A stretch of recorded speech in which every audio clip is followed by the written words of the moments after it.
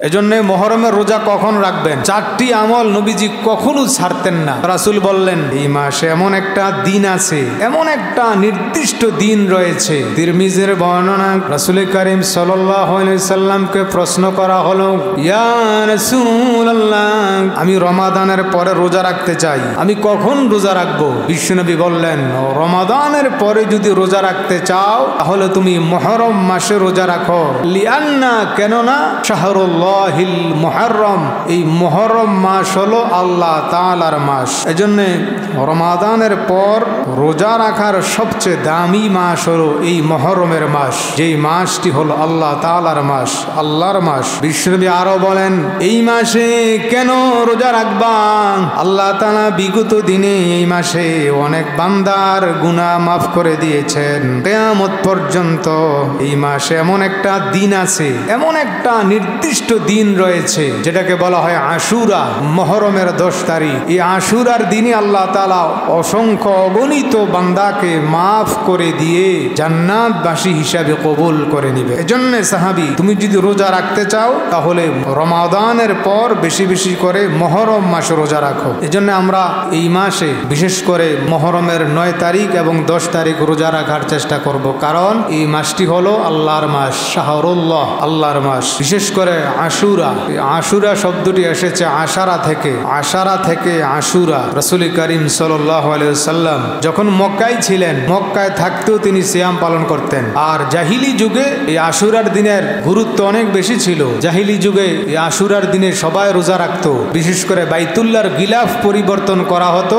ইয়ামুল আশুরা, মুহররমের 10 তারিখ। রাসূল করিম সাল্লাল্লাহু আলাইহি সাল্লামের উপর এই মুহররমের 10 তারিখ রোজাটা, এই একটা রোজাই ফরজ ছিল রমাদানের আগে। রমাদান তো ফরজ হয়েছে মদিনার জিন্দেগিতে। রাসূল যখন মক্কা থেকে হিজরত করে মদিনায় গিয়েছেন তখন রোজা ফরজ হয়েছে। আর হিজরতের আগে, অর্থাৎ রোজা ফরজ হওয়ার আগে মুহররমের 10 তারিখ রোজা রাখা এটা ফরজ ছিল। বিশ্বনবী সব সময় মুহররমের 10 তারিখ রোজা রাখতেন। সহিহ মুসলিমের বর্ণনা, ইবনে আব্বাস রাদিয়াল্লাহু তাআলা আনহু থেকে হাদিস বর্ণিত, ইন্না রাসূলুল্লাহি সাল্লাল্লাহু আলাইহি ওয়াসাল্লাম কদিমাল মাদিনাতা ফাওয়াজাদাল ইয়াহুদা সিয়ামান ইয়াউমে আশুরা। বিশ্বনবী যখন মক্কা থেকে মদিনা হিজরত করলেন, ওইখানে গিয়ে দেখে যে ইহুদিরা রোজা পালন করতেছে। তো বিশ্বনবী তাদেরকে বললেন, তোমরা কেন এই মুহররমের 10 তারিখ রোজা রাখো? তারা জবাব দিল যে আজকের এই দিনে হযরত মূসা আলাইহিস সালাতু ওয়াস সালাম ফেরাউনের কবল থেকে নাজাত পেয়েছিলেন, ফেরাউনের অত্যাচার নির্যাতন থেকে তিনি মুক্তি পেয়েছিলেন। এই শুকরিয়াতান স্বরূপ আমরা মুহররমের 10 তারিখ রোজা রাখি। বিশ্বনবী বললেন যে আমরা তো অধিক হকদার তোমাদের চাইতে,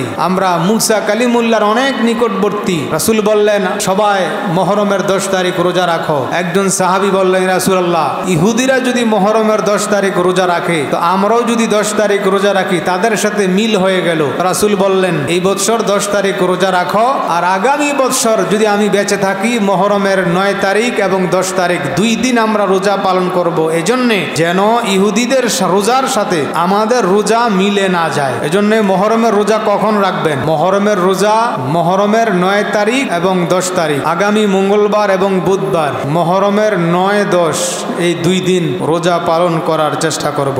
আর রোজা শেষে ইফতারির সময় পরিবারের জন্য ভালো খাবারের আয়োজন করা, এটাও একটি মুস্তাহাব সওয়াব। এই ব্যাপারে হাদিস শরীফের মধ্যে আসছে, যদি কেউ মুহররমের 10 তারিখ সিয়াম পালনের পর তার পরিবর্গের জন্য আল্লাহ তাআলা এর উসিলায় আগামী 1 বছর যেন ভালো খাবার খাইতে পারে, সেই রিজিকের বন্দোবস্ত আল্লাহ তাআলা করে দিবেন। সুবহানাল্লাহ। এজন্য আমরা মুহররমের 9 এবং 10 এই 2 দিন রোজা পালন করার চেষ্টা করব। রাসূল করিম সাল্লাল্লাহু আলাইহি ওয়াসাল্লাম 4টি আমল নবীজি কখনো ছাড়তেন না। রাসূলের হায়াতের জিন্দেগিতে সব সময় এই 4টা আমল বিশ্বনবী করতেন। 1 নম্বর আমল হচ্ছে সিয়ামে আশুরা, আশুরার রোজা। মুহররমের 10 তারিখ বিশ্বনবী কন্টিনিউ রোজা পালন করতেন। 2 নম্বর ইয়াউমে আরাফা, সাওমে ইয়াউমে আরাফা, জিলহজের 9 তারিখের রোজা বিশ্বনবী এটা সব সময় করতেন। 3 নম্বর প্রতি মাসের 3 দিন 13, 14, 15, প্রতি আরবি চাঁদের হিসাবে 13, 14, 15 এই 3 দিন বিশ্বনবী সব সময় রোজা পালন করতেন। 4 নম্বরে রাকাআতাইনে ক্বাবলাল গাদাতি, ফজরের নামাজের 2 রাকাত সুন্নাত বিশ্বনবী কখনো ছেড়ে দিতেন না। যতই ব্যস্ততা, যতই অসুস্থতা, যতই পেরেশানি থাকুক না কেন, বিশ্বনবী ফজরের 2 রাকাত সুন্নাত সব সময় আদায় করতেন। এই 4 কাজ রাসূলের জিন্দেগিতে সব সময় করতে দেখা গেছে। গেছে। এই জন্য আমরাও চেষ্টা করব এই 4টি আমল যেন আমরা বাস্তবায়ন করতে পারি। আশুরার রোজা, আরাফার রোজা, প্রতি মাসের 3 দিন 13, 14, 15 এবং ফজর নামাজের ফরজ তো পড়বই, ফরজের আগে 2 রাকাত সুন্নাহ নামাজ যেন আমরা কখনো ছেড়ে না দিই। এই আশুরার রোজার ফজিলত কি? আশুরার রোজা রাখলে আপনার কি ফায়দা হবে? জামে তিরমিজিতে আসছে, রাসূল করিম সাল্লাল্লাহু আলাইহি সাল্লাম বলেন, যদি কোনো বান্দা মুহররমের 10 তারিখ আশুরার রোজা পালন করে, আল্লাহ তাআলা এই একটি রোজার বিনিময়ে বান্দার 1 বছরের গুনাহ খাতাগুলো মাফ করে দিবেন। সুবহানাল্লাহ। ইবনে আব্বাস রাদিয়াল্লাহু তাআলা আনহু থেকে হাদিস বর্ণিত, তিনি বলেন, যদি কেউ আশুরার রোজা পালন করে, একটা রোজার পরিবর্তে আল্লাহ তাআলা ওই বান্দার আমলনামায় 30টি রোজা রাখার সওয়াব দান করবেন। সুবহানাল্লাহ। এই জন্য আমরা এই আশুরার রোজাটি পালন করার চেষ্টা করব।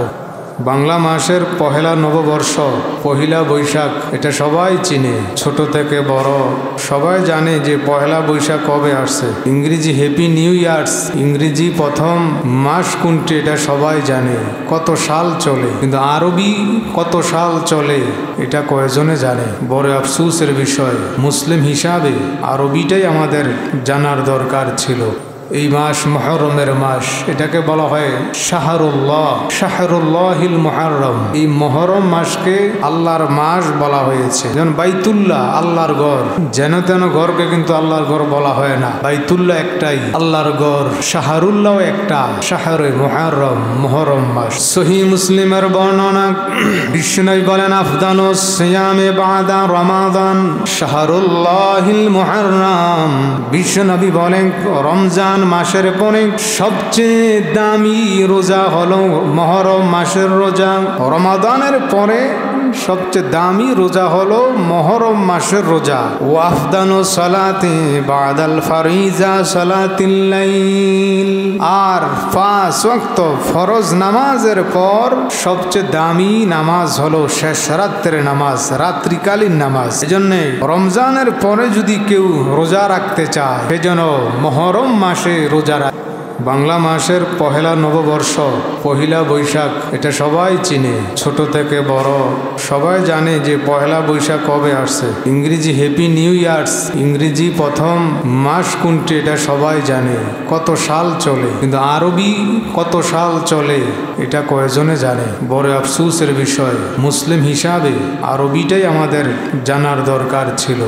এই মাস মুহররমের মাস, এটাকে বলা হয় শাহরুল্লাহ, শাহরুল্লাহিল মুহররম। এই মুহররম মাসকে আল্লাহর মাস বলা হয়েছে। যেমন বাইতুল্লাহ আল্লাহর ঘর, যেন তেন ঘরকে কিন্তু আল্লাহর ঘর বলা হয় না। বাইতুল্লাহ একটাই, আল্লাহর ঘর। শাহরুল্লাহ একটা, শাহরে মুহররম, মুহররম মাস। সহিহ মুসলিমের বর্ণনা, বিষ্ণু বলেন, আফদালুস সিয়ামে বাদা রমাদান শাহরুল্লাহিল মুহররম। বিশ্বনবী বলেন, রমজান মাসের পরে সবচেয়ে দামি রোজা হলো মুহররম মাসের রোজা। রমাদানের পরে সবচেয়ে দামি রোজা হলো মুহররম মাসের রোজা। ওয়াফদানু সালাতি বাদাল ফারিজা সালাতিল লাইল। আর 5 ওয়াক্ত ফরজ নামাজের পর সবচেয়ে দামি নামাজ হলো শেষ রাত্রের নামাজ, রাত্রিকালীন নামাজ। এজন্য রমজানের পরে যদি কেউ রোজা রাখতে চায়, সেজন্য মুহররম মাসে রোজা রাখে।